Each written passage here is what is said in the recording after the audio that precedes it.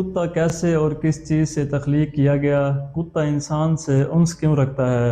کتا رات کو کیوں جاگتا ہے؟ اور کتا انسان کو کیوں کاٹتا ہے؟ ان تمام سوالوں کے جوابات آج کی اس ویڈیو میں ہم آپ کو دینے کی کوشش کریں گے۔ کتا انتہائی صابر اور وفادار جانور ہے۔ کتا اتنا مسکین اور عاجز ہے، اس کو جتنا مرضی مار لیں، بلانے پر پھر بھی دم ہلاتا ہوا واپس آ جاتا ہے۔ کتے میں سونگھنے کی طاقت تمام جانوروں سے زیادہ ہوتی ہے، اور کتا رات کو اگر کسی شخص پر بھونکے اور وہ شخص زمین پر بیٹھ جائے تو کتا پیچھے ہٹ جاتا ہے۔ کتا سمجھتا ہے کہ انسان نے اپنی شکست تسلیم کر لی ہے۔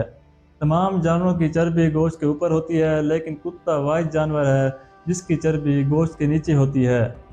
اللہ تعالیٰ نے جب حضرت آدم علیہ السلام کا جسم اقدس تیار کیا تو فرشتوں نے ایک نئی شکل و صورت دیکھ کر تعجب کا اظہار کیا اور آپ علیہ السلام کی خوبصورتی دیکھ کر خوش بھی ہوئے۔ لیکن جب ابلیس نے آپ علیہ السلام کو دیکھا تو کہنے لگا، بھلا یہ کیوں پیدا کیا گیا ہے؟ فرشتوں سے کہنے لگا کہ اگر اللہ پاک نے اسے ہم پر ترجیح دے دی تو تم لوگ کیا کرو گے؟ فرشتوں نے کہا کہ ہم اپنے اللہ پاک کا حکم مانیں گے اور اس کو سجدہ کریں گے۔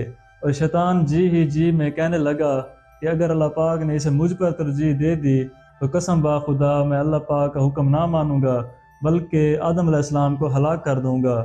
یہاں تک کہ شیطان نے حضرت آدم علیہ السلام کے جسم اقدس پر تھوک دیا، اور شیطان کی وہ تھوک مقام ناف پر جا پڑی۔